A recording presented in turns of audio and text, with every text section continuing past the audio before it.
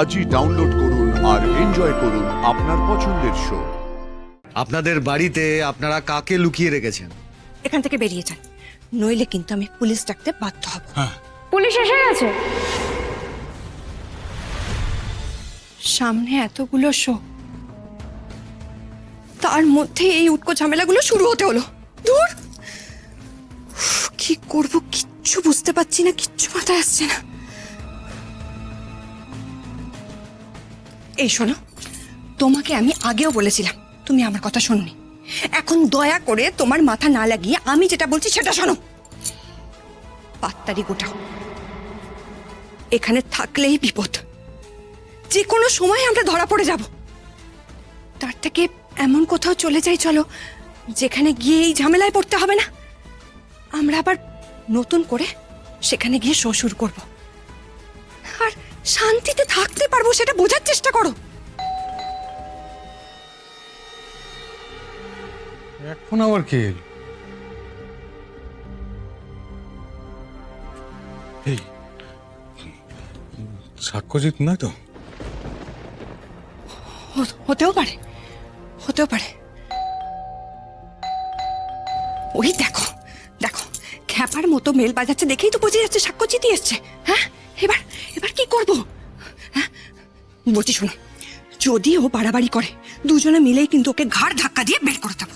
হ্যাঁ যাও, গিয়ে দরজা খোলো, যাও। এই 1 মিনিট, দাঁড়াও দাঁড়াও দাঁড়াও।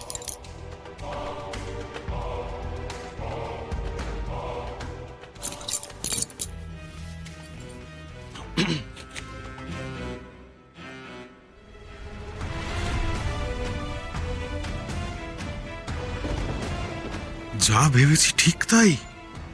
আরশি কোথায়? আপনারা ওকে কোথায় লুকিয়ে রেখেছেন? আরে ডেঞ্জারাস মানুষ তো আপনি। সকালবেলা আমাদেরকে অপমান করে আপনার শান্তি হয়নি, এখন আপনার বাড়ি বয়ে চলে এসছে না?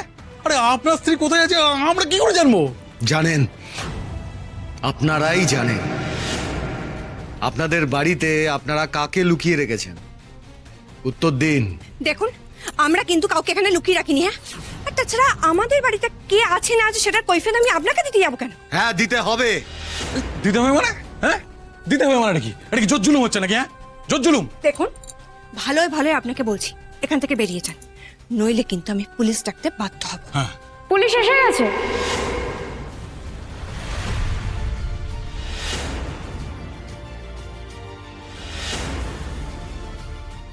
বলুন, কি জানাবেন?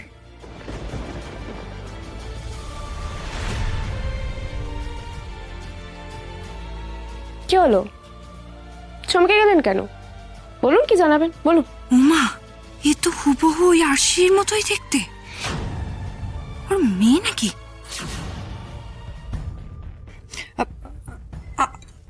আপনি কে? আপনি কি ওনার মেয়ে?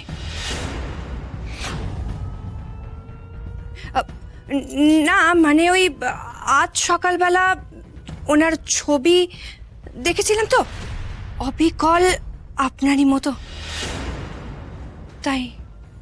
না, আমি ওনার মেয়ে নই। আমি Mahagauri Singha, sub inspector of Dakshinpara police station. এসব কি হচ্ছে রে বাবা? আমি তো মেয়েটার মুখ থেকে ভাবলাম বোধহয় ওরই মেয়ে। কি যে হচ্ছে কিছুই বুঝতে পারছি না, সব কেমন যেন ঘেঁটে যাচ্ছে। আপনারা যখন চুপ করে আছেন তখন ধরে নিলাম পুলিশের কাছে আপনাদের কিছু জানানোর নেই। তাহলে আমি আপনাদের একটা কথা জানাই। উনি সাক্ষ্যজিৎ চ্যাটার্জি আপনাদের নামে এফআইআর করেছেন। উনি অভিযোগ করেছেন ওনার স্ত্রী আরশি চ্যাটার্জিকে আপনারা জোর করে লুকিয়ে রেখেছেন, আর শুধু তাই নয়, ওনার গলা ইউজ করে দিনের পর দিন লোকদের ঠকাচ্ছেন। সত্যি করে বলুন তো, কোথায় লুকিয়ে রেখেছেন ওনাকে? বিশ্বাস করুন, বিশ্বাস করুন, আমরা আমরা কাউকে বাড়িতে লুকিয়ে রাখিনি, আর আমরা কারোর গলাও ইউজ করিনি। ওনার কোথাও একটা ভুল হচ্ছে। আমার স্ত্রী নিজের গলাতেই গান করেন, দীর্ঘ 5 বছর ধরে ও কীর্তনের শো করছে। এইরকম অপবাদ আমাদের কেউ কোনোদিন দেয়নি। কারণ তারা কেউ আরশির গলা চেনে না। আপনারা কেউ সত্যি কথা বলবেন না, তাই তো? বেশ বেশ, আপনাদের বলতে হবে না, আমি নিজেই আমার কথার প্রমাণ দিচ্ছি।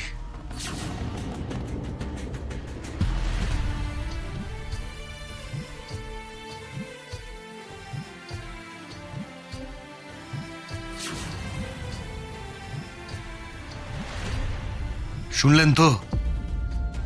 আশা করি গানটা শুনে নিশ্চয়ই বুঝতে পেরেছেন। এ তো ওই মহিলার গলা, কিন্তু এদের সামনে এটা কিছুতেই স্বীকার করা চলবে না। এবার বলুন এটা কার গান? উফ, আবার সেই এক কথা। আরে বাবা, বলছি তো এটা আবার কার গলা হবে, কার গান হবে? এটা আমার গান, আমার গাওয়া গান। এই তো আজকে সকালবেলায় ওনার বাড়িতে গিয়ে আমি গানটা গাইলাম। হ্যাঁ, মিথ্যে কথা, ওরা মিথ্যে কথা বলছে। এটা আশির গান, আমি জানি এটা আশির গান। এই সেম কীর্তনটাই আশি বহু বছর আগে রেকর্ড করেছিল। মহাগরি তুমি এই রেকর্ডিংটার ফাইল ডিটেলস দেখো, তাহলে কবে কত তারিখে এই গানটা রেকর্ড করা হয়েছিল তুমি বুঝতে পেরে যাবে। আর এই গানের ভিডিওটা সোশ্যাল মিডিয়াতে আপলোডও করা হয়েছিল, তুমি দেখো। দেখছি। এই লোকটার জন্য তো দেখছি আমাদের সবকিছু শেষ হয়ে যেতে বসেছে। এবার কি হবে? কি করে আটকাবো এই লোকটাকে? সঙ্গে তো আবার পুলিশও নিয়ে এসেছে। উনি তো ঠিক কথাই বলছেন। রেকর্ডিংটা তো বহু বছর আগে করা, এবং বহু বছর আগে এটা সোশ্যাল মিডিয়াতে আপলোড করা হয়েছে। কি মঞ্জুরি ম্যাডাম, কিছু বলুন। এক্ষুনি আপনি বললেন না আপনি 5 বছর ধরে কীর্তন গাইছেন, তাহলে আপনার গলায় রেকর্ড করা এই গান এত বছর আগে সোশ্যাল মিডিয়ায় আপলোড হলো কি করে? পরিষ্কার বোঝা যাচ্ছে আপনারা আরশি চ্যাটার্জির গলা ইউজ করেছেন। না না না না, শুনো না, মানে আপনাদের কোথাও একটা ভুল হচ্ছে জানেন তো। আরে কি করে আপনাদের বোঝাই বলুন? ওই আরসি চ্যাটার্জিকে আমরা চিনি না, আমরা কোনোদিনও দেখিনি। ওই আরসি চ্যাটার্জি এখন কোথায়, কি অবস্থায় আছে আমরা কি করে জানবো? আমাদের তো জানার কথাই নয়। আচ্ছা, এটা তো হতে পারে যে একই গান আপনার স্ত্রী হয়তো অনেক বছর আগে গেয়েছেন, হতে পারে না? বলুন আপনি। আমি খুব ভালো করেই বুঝতে পারছি এরা কোনোভাবে সত্যি কথাটা বলবে না, আমাকে অন্য রাস্তা নিতে হবে। ঠিক আছে, এসব প্রশ্ন থাকুক। আচ্ছা, আপনার দিদি এখন কোথায় আছে?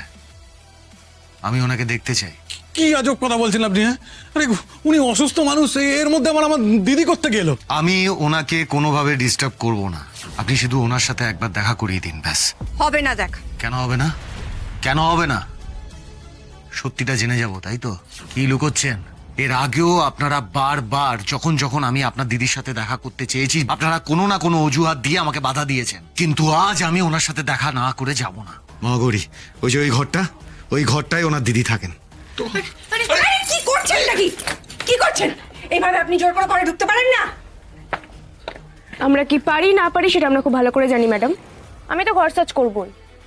আপনারা যদি বাধা দেন আমি কিন্তু অ্যারেস্ট করতে বাধ্য হব। সরে যান।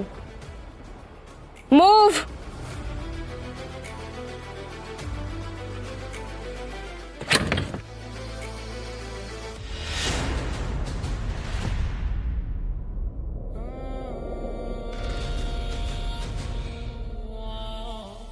আসি।